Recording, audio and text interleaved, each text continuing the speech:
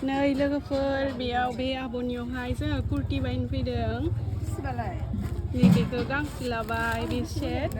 आरो माखासे लादों फ्रक हाफ पेन्ट आरि बे आब'दों आंदोंहा फैदों आरो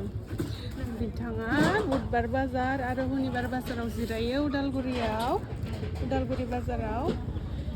सिंगेल कुर्ति हाफ कुर्ति गासिखौबो मोनो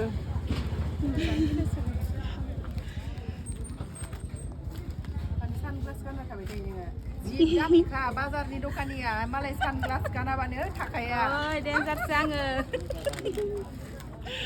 मोजांसो गरमबो जि गरमखा दिनैहाय उदालगुरियावथ' सानग्लास गानलायलायो आरो जोंना आं बेलेगखा होनदों माहाय दामिसो आङो दा मानसिया दामि खिन्थु मालफोरखौ दाम खमावहा मिलाय हरो आरो मोजां दोङो नै बेफोरावबो गथ'फोरनि दोङो कुर्ति आरि जि मोजां